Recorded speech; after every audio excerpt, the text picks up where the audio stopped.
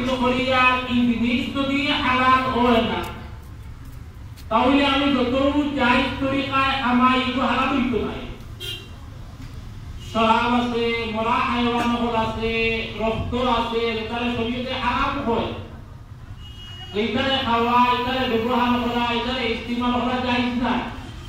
তো যে জিনিসটা হারাম আছে শরীয়তে যেগুলো নিষিদ্ধ হইয়া আসছে এই জিনিসের যদি আমি আপনি কোনো হালাল তরিকায়ও হাসিল করি তবু এগুলো হালাল হইতো না। তাহলে এক নম্বর শর্ত হইল যে জিনিসটা আমি হাসিল করিয়া কামাইয়া উপার্জন করিয়া এই জিনিসটা জায়েজ হইতো, হালাল হইতো। আর দুসরা হইল যে তরিকায় আমি হাসিল করিয়া কামাইয়া উপার্জন করিয়া আর তরিকাটাও হালাল হইতো, জায়েজ হইতো। তরিকা হালাল হওয়ার মতলব শরীয়ত সম্মত হওয়া। আপনার আমার রেজামন্দি, আমার রেজামন্দি, আপনার আমার পুরুষ হওয়া, বেকার হওয়া, এটা কিছু আইতো দায়িত্ব নাই। শরীয়ত যদি জায়েজ হয়, শরীয়তে যদি ইকুয়ে জায়েজ মানে শরীয়ত সম্মত যদি ইকু হয় তাহলে ওর নাম হইল তরিকা হালাল হওয়া।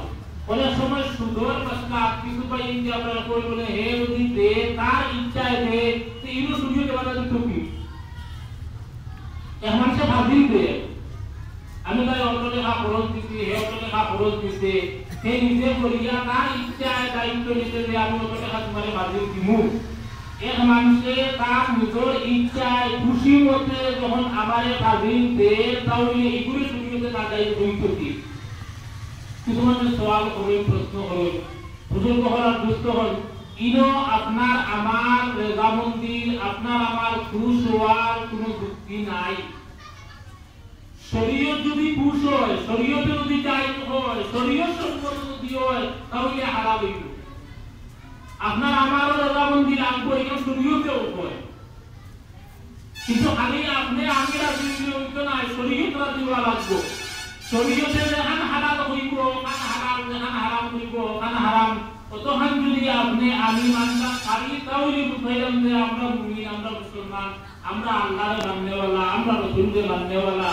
আর যদি ইকানো গিয়ালে আপনার আমার আকলে, আপনার আমার বিবেকে বাধা দেয় তাহলে চিন্তা করা দরকার যে আপনার আমার ইমানে কতখান কাম করে। মুহতারাম দুস্থ হল, বুজুর্গ হল, আকল দিয়া আপনি বিবেক দিয়া আপনি সব জিনিসে ঠিক করতে পারতেন না। বিবেক দিয়া আকল দিয়া সব জিনিসকে ঠিক করা সম্ভব না। বিবেক দিয়া আকল দিয়া আপনি শরীয়ত আর ধর্মরে ঠিক করা সম্ভব না। শরীয়ত, দিন, ধর্ম এটা আকল দিয়া ঠিক হয় না, বিবেক দিয়া ঠিক হয় না।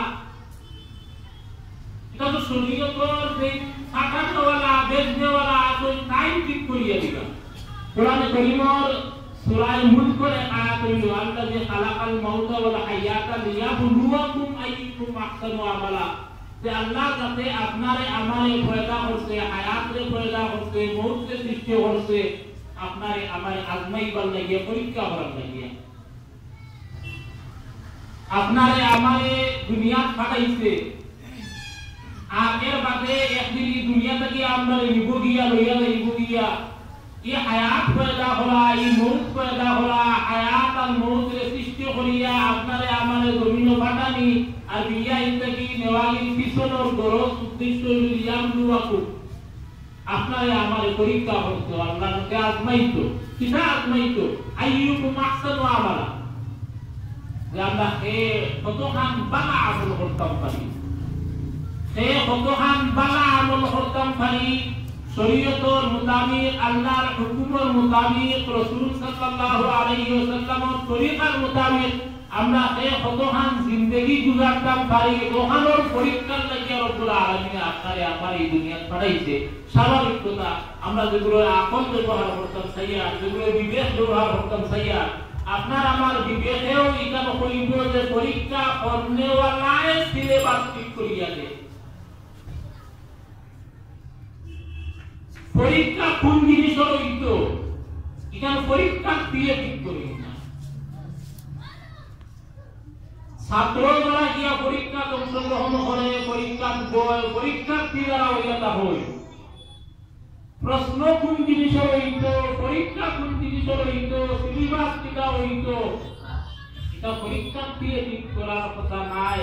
পরীক্ষা দিয়ে ঠিক করার কোনো যুক্তি নাই, পরীক্ষা দিয়ে ঠিক করেও না। এখান যারা পরীক্ষক আছে, যে পরীক্ষা লইত, যে বোর্ড আছে, হে ঠিক করে। রব্বুল আলামিনে আপনারে আমারে দুনিয়া পাঠাইলো আল্লাহ যাতে পরীক্ষা লইত করিয়া, আর দুনিয়া পাইয়া সিলেবাস ঠিক করা আমরা লাগি গেলাম। পরীক্ষা আল্লাহ যাতে লইত, আর কোন জিনিসের পরীক্ষা হইতো এখানে আমরা ঠিক করা লাগি গেলাম। এখানে বিবেকে মানে না, এখানে আসলে মানে না। যে কোনো জিনিসের যে খালি হইব, যে মালিক হইব, এই জিনিসের গাইডলাইন হে বাতাইব। এক কোম্পানির মালর গাইডলাইন আরেক কোম্পানি বাতাইতে পারে না। যে কোম্পানি যে মাল বানাইছে এই মালর গাইডলাইন হে বাতাইব। এই মালটা কিলা ব্যবহার হইত, কিলা ব্যবহার করলে ফায়দা হইব, কিলা ব্যবহার করলে নুকসান হইব। বানানে वाला বুঝে যে কিলা বানাইছে, কিতা দিয়া বানাইছে, এগুর ভিতরে কিতা আছে, এগুরে কিলা ব্যবহার করা লাগবে, কিলা ব্যবহার করলে ফায়দা হইব, কিলা ব্যবহার করলে নুকসান হইব। আপনার আমার খালি হইলা আল্লাহর জাত, আপনার আমার রূহরে পয়দা করনে वाला হইলা আল্লাহ, আপনার আমার জিসিমরে পয়দা করনে वाला হইলা আল্লাহ, আর আপনার আমার গাইডলাইনে বানানে वाला আরেকজন। রূহরে সৃষ্টি করলো আল্লাহ, জিসিমরে সৃষ্টি করলো আল্লাহ।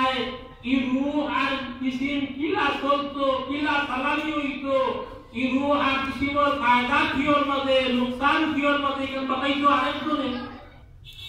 কোনো আপনার বিষয় নাই, যুক্তি বুঝতে পারে না। এটা যে বানাইব হেউ গাইডলাইন বানাইব।